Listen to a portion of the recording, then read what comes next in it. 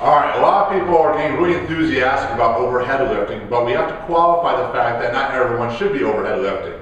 For example, if Jim goes ahead and puts his arms straight above his head, if we see him having to lean through his back to get his arms up, he's not really prepared to lift overhead because he's going to jam his shoulders or his facet joints his low back. So what we want to do when a lot of people are locked up in their mid-back or their hips is provide them drills that allow them to mobilize those areas so that we can get them lifting overhead as soon as possible. One of the drills I love to begin with is the around the world, and we can do these anywhere from really slow so they can focus on different components of the range of motion to very fast for more performance related aspects, especially like rotational athletes. So what Jim's going to do is he's going to take our smaller sandbag here. He's going to start with the real slow version at first. Remember, the movement comes from the hip. As he comes around, he's got to really try and arch through his upper mid-back.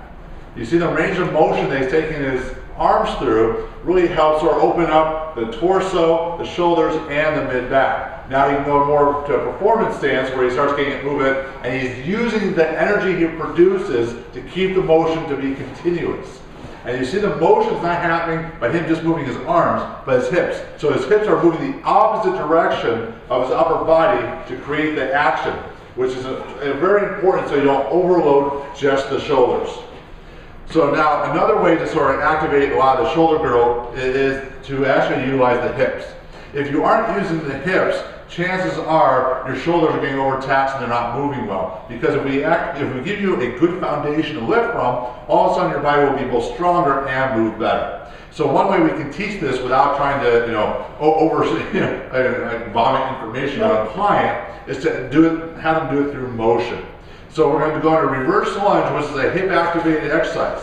Have the bag on one shoulder. Jim's going to step back in the bomb position. He's going to press the weight up and over the other side fully, come back up, and then he's going to reverse to the other side. What this is doing, again, we're getting a lower body pulling action, so his glutes and hamstrings are being involved. Because of the transition to the bag, we're getting lateral stability, so his whole torso and glutes are having a fire to control him, which are going to wake up a lot of the stabilizers of the lower body to help out the torso.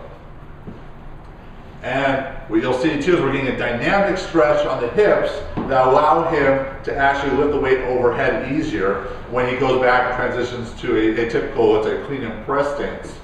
Lastly, the benefit is he's learning how to root into the ground. Because in that bomb position he has to press through both feet to gain stability, he's going to actually learn to transition that to a bilateral lift when he goes to stand pressing overhead. So he's going to learn how to utilize his hips, his lower body, and his midsection to help him press, which will alleviate a lot of problems with his shoulder joint.